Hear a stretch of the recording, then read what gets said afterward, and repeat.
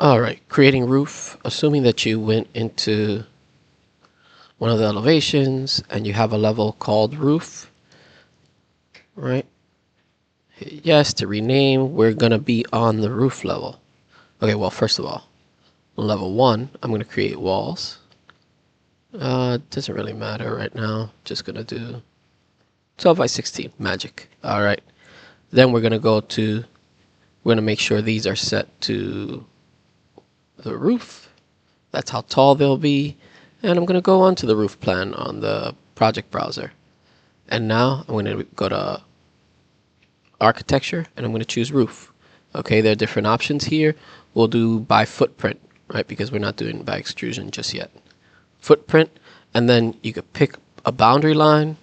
Okay, you could set an overhang. If we do an overhang of 1 foot and that it defines slope, take a look at what happens. Notice we get this blue line either on the inside or the outside. Obviously, we want to offset to the outside, right? If you don't set an overhang, you leave that at 0 up top, then it will be at the very edge. And notice it cuts it off for us, okay? I'm going to undo those things. And I do want the overhang. I'm going to click up here, boundary line, and I want an overhang of 1 foot.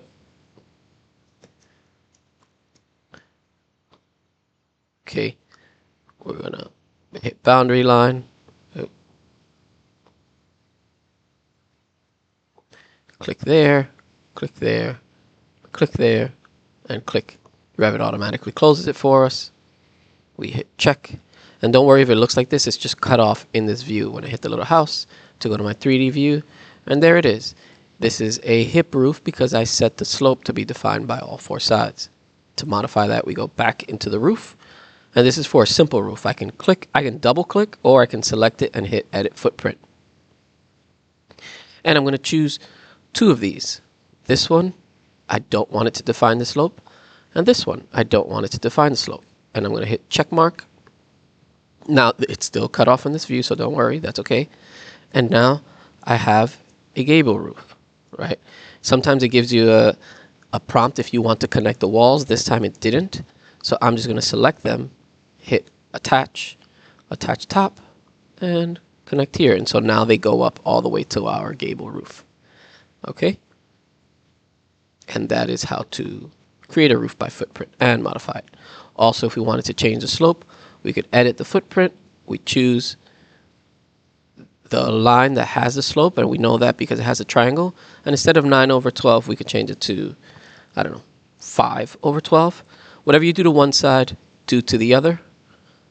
Okay, 5, and click off. We could also change it here in the properties window. Hit a check mark, and now it is a more less gradual roof. It's not as sloped or not as high.